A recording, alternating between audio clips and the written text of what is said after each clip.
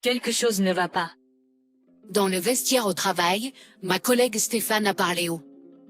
Lorsque je lui ai demandé ce qui s'était passé, elle a dit qu'elle n'avait pas assez d'argent dans son portefeuille. Lorsque je lui ai demandé ce qui s'était passé, elle a dit « Je n'ai pas assez d'argent dans mon portefeuille ». Nous avons tous deux penché la tête, perplexes. En y réfléchissant, j'ai ressenti la même chose récemment, mais je pensais peut-être que j'avais mal calculé parce que je l'avais verrouillé. Nous avons tous deux penché la tête, perplexes. Je m'appelle Jacqueline. J'ai 42 ans, je travaille à temps partiel et je suis ménagère. Je vis avec mon mari et mon enfant. Je travaille dans un supermarché depuis 5 ans. Le lieu de travail est un petit supermarché.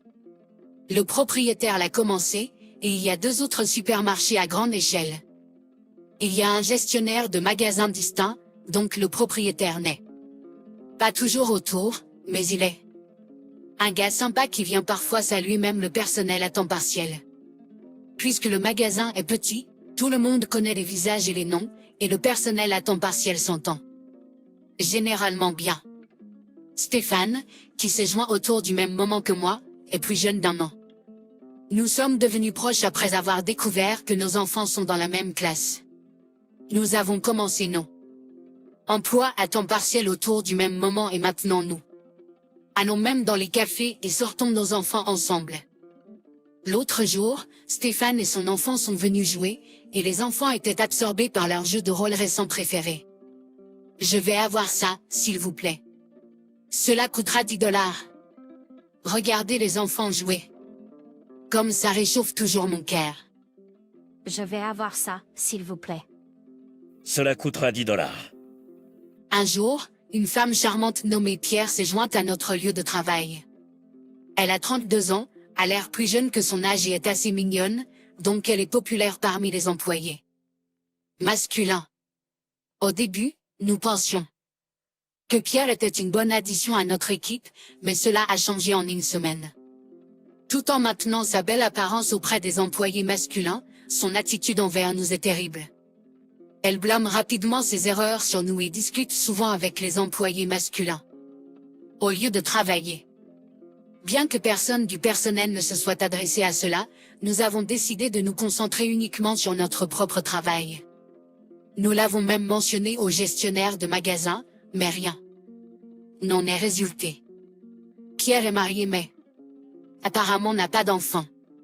Je n'y suis pas particulièrement intéressée, alors je ne sais pas grand-chose de plus à ce sujet. Cependant, je viens de découvrir qu'elle aime la boulangerie à côté. À côté du supermarché, il y a une petite boulangerie tenue par un couple de mari et femme, et je m'y arrête souvent pour prendre du pain sur mon chemin du travail à la maison. Le pain est délicieux et abordable, ce qui en fait une option facile pour le budget familial. De plus, les enfants l'adorent absolument. J'y ai rencontré Pierre auparavant. Même si nos yeux se sont croisés quand je l'ai saluée, elle a fait comme si elle ne m'avait pas vu, alors j'ai décidé de ne plus lui parler. Malgré cela, pendant que je mangeais mon déjeuner dans la salle de pause, Pierre est entré avec le directeur du magasin. « Salut Jacqueline, tu vas à la boulangerie d'Alexandra côté aujourd'hui ?» Elle a posé cette question avec une étrange familiarité. En regardant tout cela, le directeur se tourne vers Pierre et la félicite en disant à quel point c'est incroyable qu'elle s'entende si bien avec les autres employés à temps partiel. En observant tout cela, je n'ai pas pu m'empêcher de trouver le directeur et Pierre étrangement proches. Je voulais dire, tu sais, elle m'ignore toujours, même quand je dis bonjour, mais j'ai décidé de ne pas le faire. Pas besoin de se faire un ennemi. Quand des hommes sont autour, Pierre devient tout à coup amical envers nous aussi. Pour ceux qui ne connaissent pas la situation, cela peut même sembler qu'elle est l'idole de tout le monde. De notre point de vue, c'est difficile à comprendre. Quelque temps plus tard, alors que je terminais mon quart de travail à temps partiel et que j'ouvrais mon casier, Stéphane, qui était également entré dans le vestiaire, a parlé. HM, c'est bizarre. Stéphane regardait dans son porte-monnaie, et inquiète pour elle, je lui ai demandé ce qui n'allait pas. Qu'est-il arrivé? Stéphane a mentionné qu'elle avait l'impression qu'il manquait de l'argent. Je me suis dit que c'était peut-être le cas pour moi aussi l'autre jour. Mais les seuls endroits où je laisserai mon porte-monnaie sont à la maison ou dans ce vestiaire. Je verrouille toujours mon casier, donc c'est difficile à croire qu'un membre de la famille ou un ami l'ait pris. Alors je l'ai mis de côté comme une erreur de compréhension. Après avoir dit cela à Stéphane, nous sommes toutes les deux devenues anxieuses. Un vol dans un si petit supermarché? Ce n'est pas comme si nos porte-monnaies étaient complètement vides. Des billets de $100 et des pièces étaient toujours là. C'était juste que le nombre de billets de $10 semblait un peu faible. Nous ne voulions pas créer de commotion à propos d'un malentendu possible. Donc Stéphane et moi avons décidé de garder un œil sur la situation et de nous informer mutuellement si quelque chose d'autre se produisait. Nous avons quand même consulté le gérant du magasin, mais il a minimisé en le qualifiant probablement de confusion et n'a pas pris la chose au sérieux. Depuis lors, nous faisons attention à ne pas avoir beaucoup d'argent liquide dans nos portefeuilles. Exactement une semaine plus tard, en fin de mon service à temps partiel, et en allant à la salle de repos avec Stéphane, j'ai eu ce sentiment distinct que quelque chose dans mon casier avait été déplacé. En vérifiant mon portefeuille, comme je le suspectais, les billets de $10 étaient manquants. Stéphane a vérifié rapidement le sien et a rapporté la même chose. C'était aussi un mercredi de la semaine dernière. Le personnel qui travaille n'importe quel jour est assez fixe, et notre supermarché fait des ventes les mardis. Par conséquent, la circulation des clients et le nombre d'employés sont généralement plus faibles les mercredis. Les gens qui travaillent ce jour-là sont Stéphane, Pierre, le gérant du magasin et quelques employés masculins. Seulement Stéphane, Pierre et moi utilisons ce vestiaire pour femmes. Pierre part généralement un peu avant nous. Donc elle aurait la salle de repos pour elle seule. Il serait possible pour elle de commettre l'acte. Mais comment? Nous verrouillons toujours nos casiers. Confuses, Stéphane et moi décidons de sortir pour l'instant. En passant devant la boulangerie à côté en rentrant chez nous, nous voyons Pierre acheter du pain. Nous savons qu'elle fait souvent ses courses ici. Je me demande si notre argent est dépensé ici. Effectivement, j'ai aussi soupiré mais j'ai eu une idée en entendant ces mots. Je chuchotai à Stéphane, qui hocha doucement la tête. Puisque la somme d'argent emportée à chaque fois est petite, le coupable pense probablement qu'elle passe inaperçue. L'objectif pourrait être de voler un peu à la fois sur une longue période. C'est la conclusion à laquelle Stéphane et moi sommes arrivés. Voler des billets plus importants d'un seul coup augmenterait le risque d'être pris, et des femmes au foyer comme nous, qui ne sont ici que pour des emplois à temps partiel, ne transportent généralement pas beaucoup d'argent. Il n'est pas clair dans quelle mesure cela a été prémédité, mais laisser les billets de $100 et ne prendre que les billets de $10 semble plutôt intelligent. Nous avons consulté la police pour en être sûrs. Puis, je me suis souvenu que certains enfants qui étaient plongés dans leur jeu d'imagination avaient apporté de l'argent joué hier. L'argent joué était étonnamment réaliste, on pourrait croire qu'il est réel si on ne jette qu'un bref coup d'œil. J'ai partagé le plan que j'avais élaboré avec Stéphane. Jacqueline, c'est une excellente idée. Stéphane a immédiatement été d'accord, et nous avons commencé à mettre notre plan à exécution. Nous avons commencé à passer à l'action selon notre plan, et une semaine plus tard, après avoir fini de travailler, nous sommes allés à la salle de repos. La première chose que nous avons vérifiée en ouvrant nos casiers était le contenu de nos portefeuilles. Comme je le pensais, il a de nouveau diminué. Les 4 billets de $10 qui auraient dû s'y trouver sont passés à 3. Stéphane, qui est entré dans la salle des casiers avec moi, a également vérifié son portefeuille et m'a regardé dans ma direction. 2 de mes billets de $10 manquent aussi. Nous nous sommes regardés et avons arboré des sourires malins.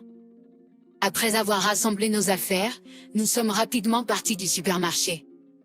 Notre prochaine destination était la boulangerie voisine. Comme prévu, Amanda faisait son shopping à l'intérieur. Quand nous sommes entrés, Amanda nous a regardés et nous a ignorés. Tout comme des habitudes.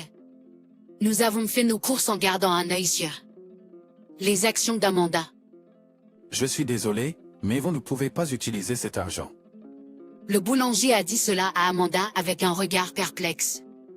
Amanda a regardé l'argent et ensuite le boulanger avec une expression confuse. Quoi? Pourquoi? Dépêchez-vous. Amanda a crié sur le boulanger. Entre-temps, Stéphane et moi avons entamé une conversation. D'ailleurs, j'avais oublié que j'avais mis l'argent de jouets des enfants dans mon portefeuille hier. En l'entendant, Stéphane a également dit « Oups, moi aussi ». Les enfants de cet âge veulent vraiment utiliser l'authentique, n'est-ce pas? Bien sûr, l'argent n'était que de l'argent de jouets, mais je leur avais bien prêté le portefeuille. Quoi? Pourquoi? Dépêchez-vous. C'est de l'argent de jouet, vous savez. N'avez-vous pas de l'argent réel? En entendant, Amanda a commencé à paniquer. Elle a regardé de près l'argent qu'elle avait offert et est devenue pâle. Puis elle se tourne vers nous et dit « Jennifer, pourrais-tu me prêter de l'argent ?» Puisque nous n'avions pas d'autres clients, je me suis adressé à Amanda en disant « Qu'est-ce que c'est que cet argent de jouet? Amanda, tu n'as pas d'enfant, n'est-ce pas? » Amanda, complètement désemparée, est restée sans voix. J'ai jeté un coup d'œil à la caisse enregistreuse et j'ai dit « Oh, cet argent ressemble à ce que mes enfants utilisaient. » Puis-je jeter un coup d'œil de plus près? J'ai trouvé le nom de l'enfant. De Stéphane écrit sur une et en retournant une autre, j'ai trouvé mon propre nom d'enfant écrit. J'ai alors demandé à Amanda, « Amanda, qu'est-ce que cela signifie? » Quand je l'ai regardé et lui ai dit cela, Amanda est devenue pâle. Nous avons brièvement expliqué la situation au boulanger et nous sommes sortis avec Amanda. Veux-tu bien nous l'expliquer? Confrontée, Amanda nous a regardés avec colère. Vous m'avez piégé, n'est-ce pas? En entendant cela, nous avons tous deux éclaté de rire. Eh bien, peut-être, mais l'acte répréhensible réel n'est-il pas de voler de l'argent à quelqu'un d'autre au départ? À notre questionnement, Pierre a incroyablement commencé à fanfaronner. C'est juste 10 $. Vous appelez ça voler? Stéphane et moi nous sommes regardés à ces mots. Juste 10 $? Quel culot de dire une chose pareille? Que ce soit $1 ou 5 $, le vol est le vol. Même ainsi, me faire perdre la face comme ça en public. Pierre nous a regardés avec colère, mais il n'avait apparemment pas de répartie. Nous avons beaucoup réfléchi à cela. Au début, nous avons pensé que nous nous étions peut-être trompés sur le contenu de nos portefeuilles.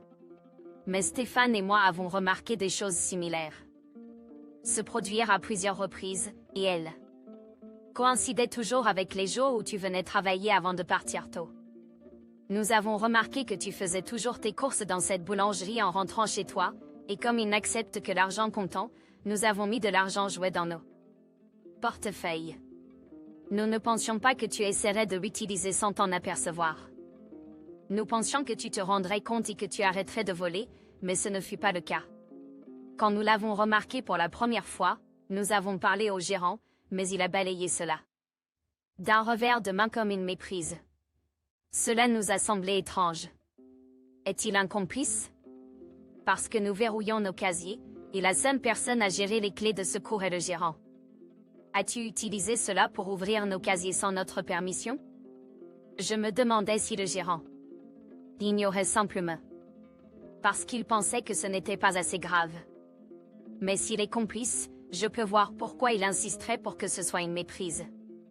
Mais compte tenu de l'inconfort visible de Pierre, nous ne devons pas être loin. Si tu t'excuses et que tu rends l'argent volé maintenant, nous pourrions être disposés à te pardonner. Nous lui avons donné cette option, mais elle n'avait pas l'air d'avoir envie de s'excuser. Pierre a répliqué, vous n'avez aucune preuve que je l'ai fait. Cet argent m'a été remis. Puis elle est partie en claquant la porte, nous regardant avec colère. Nous avions consulté la police à ce sujet, alors nous avons pensé à retirer la plainte si Pierre s'excusait et rendait l'argent. Mais après l'avoir vu comme ça, nous en avions assez.